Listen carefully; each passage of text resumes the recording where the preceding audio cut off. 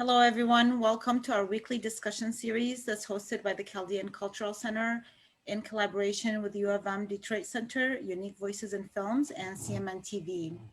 Our guest today is Reverend Kenneth Bunge, and he is working on an interesting project. He's the advisor to the Chaldean translation program, which I only recently learned about, but I guess it's been going on for a while. And Reverend Kenneth was born in Monroe, Michigan, and grew up there, graduating from Monroe High School in 1974. Later, he began attending Concordia College in Ann Arbor, Michigan, and he majored in music, interestingly. And then later on, he also majored in biblical Hebrew studies in 1979.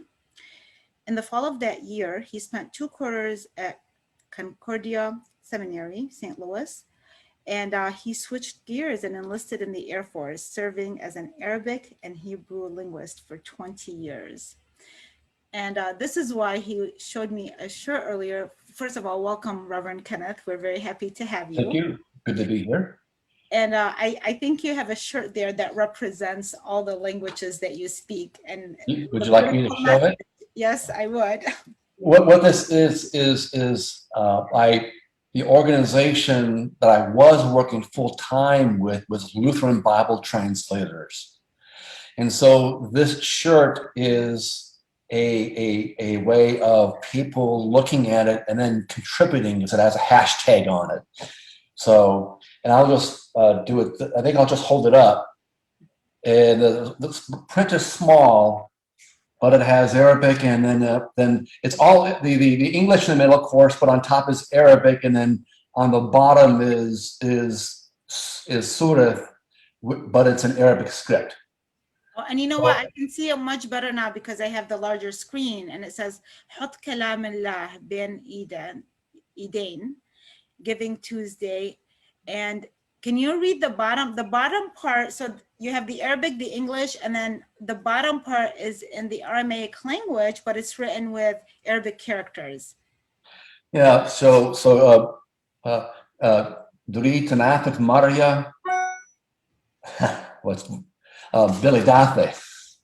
Forgot what it said. I wasn't looking at it, so.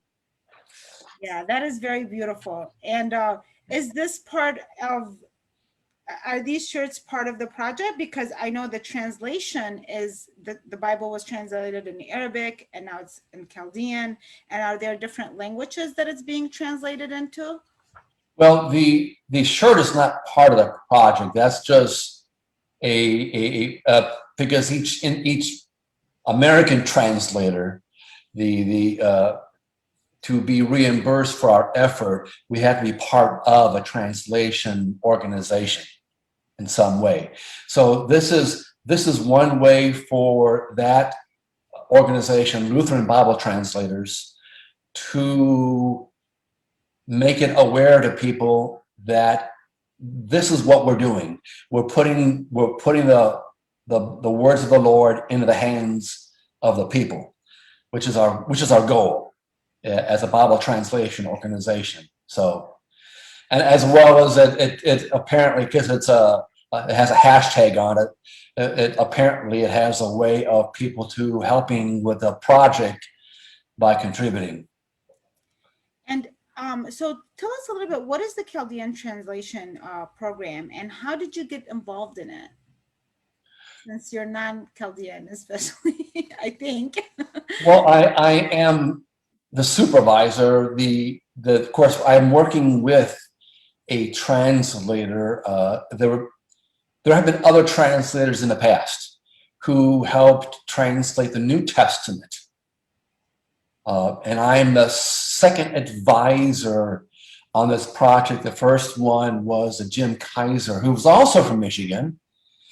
And he helped with part of that project anyways. And then he had other things.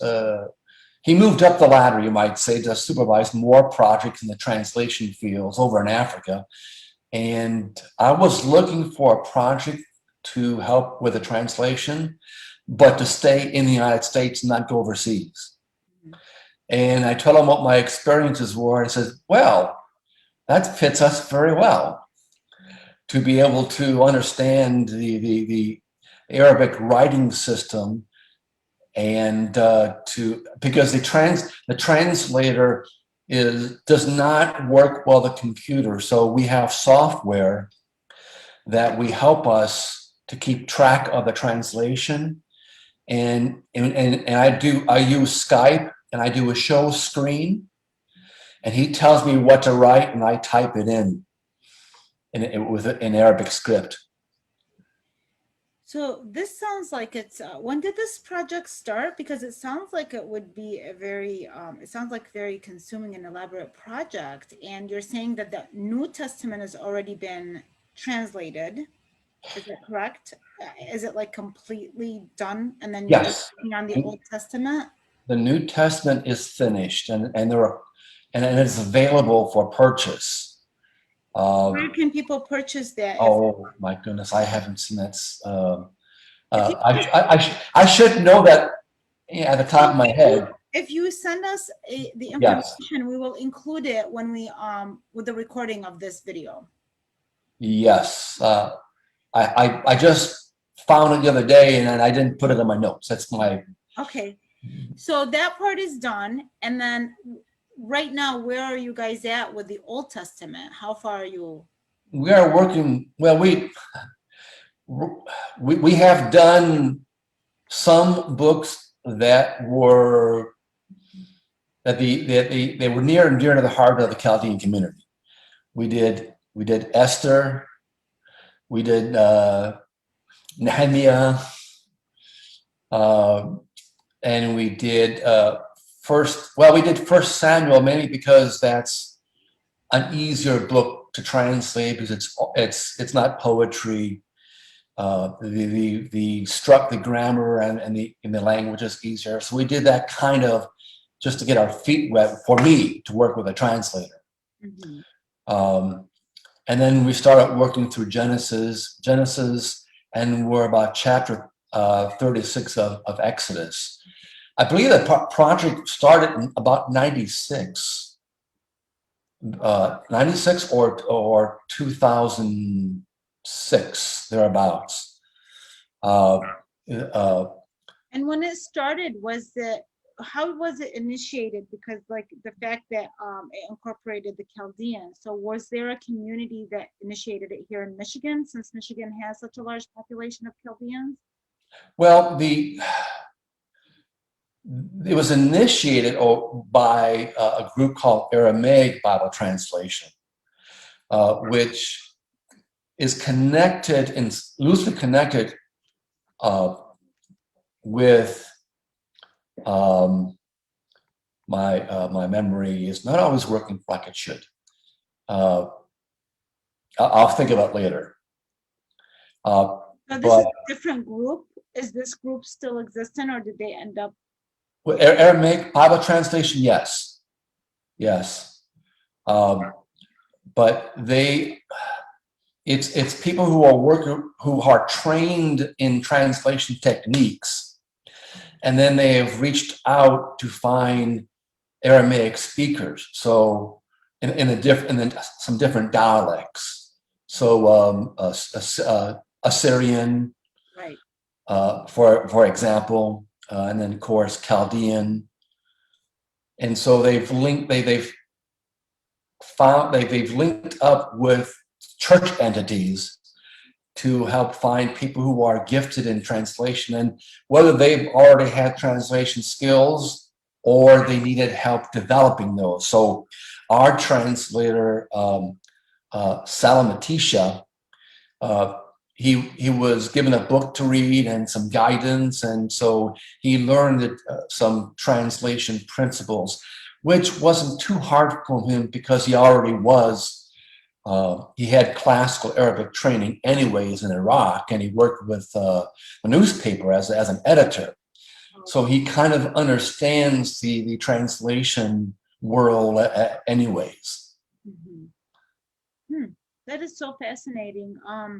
So are you gonna make the translations available for each book that you complete, or will it have to wait until the Old Testament is completed and kind of provide, make it available that way?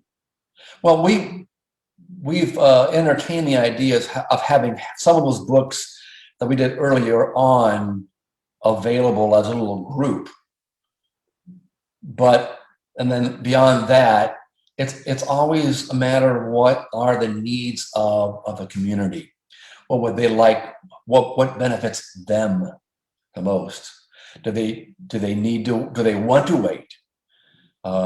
As it is, it probably would be good to get a few books printed, because we have one translator and we should have more than that. We've had difficulty finding people who either have the ability, the knowledge of Chaldean, of Surit. If they're younger and have been in the United States, chances are, do they know enough? And if they're older, are they young enough? If I might put it that way. So it's hard to find. And do they have commitments in life where they can't help us? They have to be sort of free enough to be able to work with a translation project. Well, based on what has happened to the community over the years, and we have talked to a lot of translators and people who are trying to preserve and document the Aramaic language. It just seems like sometimes it's very inspiring for people that if they see the work earlier on, it kind of inspires them that they maintain the connection with the language, and maybe there are some people that would come forth to participate. I mean, my view would be interesting that it would be made available, even if it's shorter rather than the wait. Because one of the things that the Chaldean Cultural Center is doing, for instance, we're trying through our different programming to inspire people, especially the youth or people that do know Aramaic, to continue, to use it, as well as to read and learn how to read and write it. So it would be interesting to see what would come out. Us wait, because the community is kind of so dispersed too, and now that we have the majority, the largest population of Chaldeans are now in Michigan. We used to be the second largest, but then after all the things that have happened, and so we are trying to utilize that. It makes that community stronger. So there's possibility to see people who would come forward and perhaps, like myself, despite my interaction with the community, I was not aware of you guys' presence. And there are a lot of people that do speak Aramaic and are trying to do more work, and they might be able to participate more if they know about it or were inspired by what was printed already. Yeah, and there is an online version of the New Testament that's available online in PDF form, and you can also order it. Okay. And I will provide that. I will email that to you. Okay, that sounds wonderful. I mean, it's really exciting just seeing the title. The person who introduced me, his name is Stephen Coates, and he's a filmmaker, and he's also an interpreter. And he said, have you ever heard of this organization or this project? And I was very impressed by what you guys have done. And on a personal note, for you growing up in Michigan, did you know anything about Chaldeans? How was the community first introduced to you? I did not know they existed.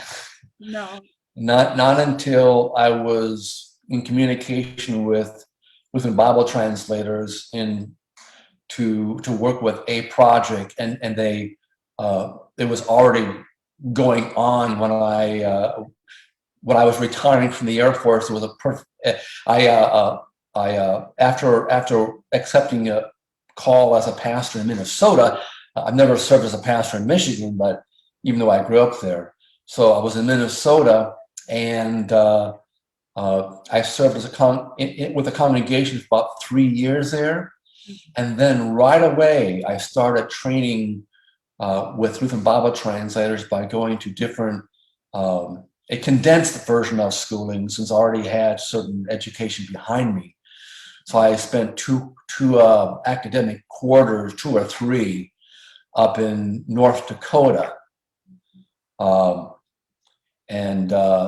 that, and learning the translation techniques. And there are schools that are affiliated with Wycliffe, which is the organization, like for whatever reason, I couldn't think of before. So Wycliffe was a school that helped train me, and even Lutheran Bible Translators years ago came from that organization. So it became a separate entity, although people who are Lutheran worked in and some still do, worked in Wycliffe, but we formed our own organization. So when I was in Minnesota, I was actually able to go from where I lived in Moorhead across the Red River to West Fargo, and there were some refugees there that the government had settled there who are from Iraq. And I met a family, and I was able to give them a list of words, and they were able to tell me what the Chaldean words for those English words, to give me a little head start in the vocabulary, the overall vocabulary of Chaldean. So, well, this is, and I was going to ask you regarding, that you enlisted in the Air Force and served as an Arabic and Hebrew translator for 20 years, which is quite a while. And, what countries did you serve in, and what was that experience like? Well, I was in Greece, in both Athens and Crete, all together for 6 years. That was a good experience. If nothing else, I was determined not just to go to work and come home and, you might say, hang out with my American friends. I would find numerous Greek people to be with. I took Greek courses you might say an extension of an American college. And I was able, and I had Greek before, classical Greek and New Testament Greek, so that kind of helped me. So my point is, I was able to get a good feel for modern Greek, and that just, when you do that, when you start out learning some languages and you just add on languages, it just helps. It just, in college, I had courses in Latin and German, as well as the Hebrew and modern Greek and classical, not modern Greek, but classical Greek and New Testament Greek and classical Hebrew. So when I went to Greece, it was my first opportunity to actually live in a culture that wasn't American culture. And I think that was helpful to experience a culture for 6 years, as well as picking up more skills in learning a language. So that when I lashed on to this translation project, I was able to find people to help me transition, to use the Hebrew skills and Arabic skills to learn some Surah.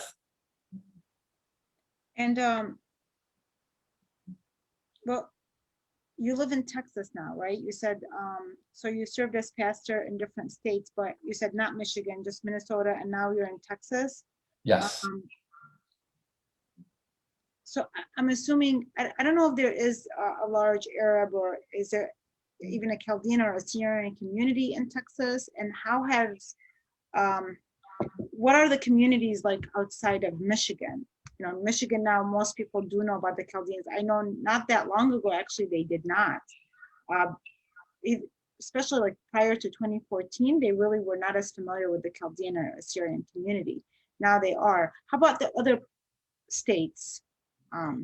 It's the same way. People don't know. They probably confuse them as Arabic people. Mm-hmm. And you have to tell them, well, no. If they hear them on TV, to them it sounds like it's Arabic. Right. If they happen to hear them, and chances are that's not going to happen very much anyways. Probably for, I'm going to say, political reasons. But here in East Texas, I was actually able to, I was interviewed for a local paper and also a local television station where I was able to talk about this project and the Chaldean community, not just their need for the translation, but in the present day with all of what's going on in Iraq, how important it is for them to have the word.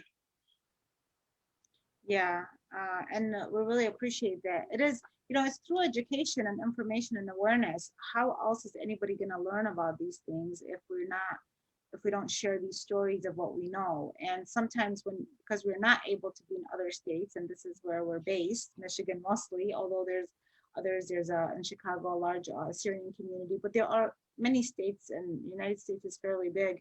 And I think from my experience, that when we share these stories, I do feel that there's a lot of respect and interest in these stories, and getting to know who the people are, who the indigenous people of Iraq are.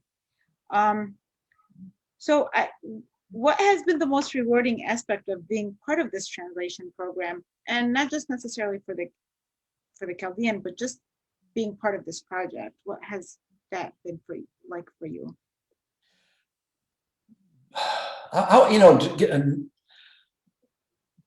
Getting my hands in Aramaic, because I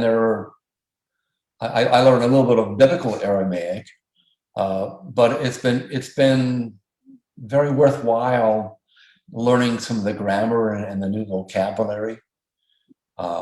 Just getting to understand, and the fact that I do know some Arabic, I was able to help the translator when he would get a word and he would say it in Arabic. Or he wanted to know what the English word was. Okay, I just happen to know that one, so that's been helpful.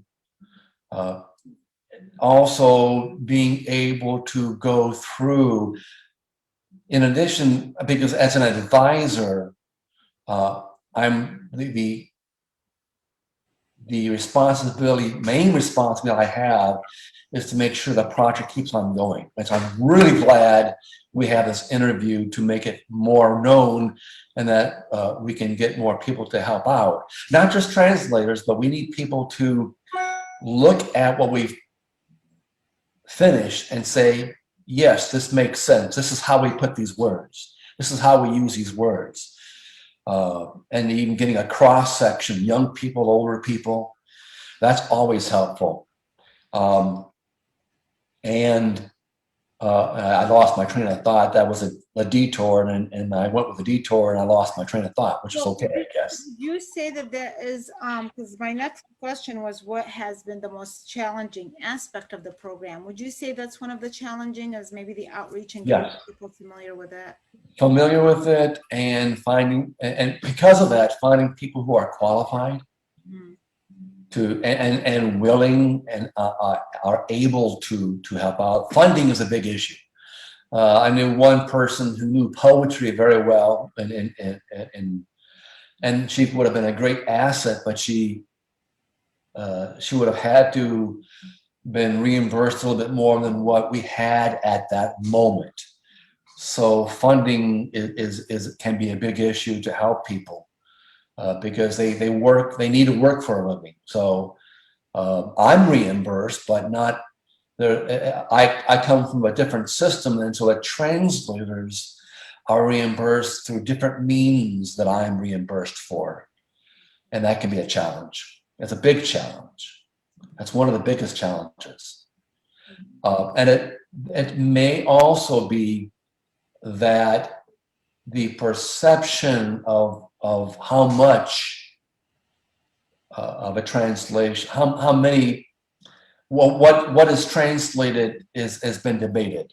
I think some of the clergy are happy with what is read on Sunday mornings, which is just a cross section, right? We have a similar system with Lutherans, where we don't pick our own verses to read. There's a set system that we read. We have 3 cycles. we go through. And I don't know if it was one side, if it's a similar cycle. So are clergy happy with that? And they will simply use the Peshitta for their studies, and are they thinking that the people don't need the entire Bible, because as long as they go to worship and hear the words proclaimed, excuse me, that's the pharmacy. That's important. Yeah. I don't know that if that's an issue or not, but it's come into discussion. So the church we need to make sure that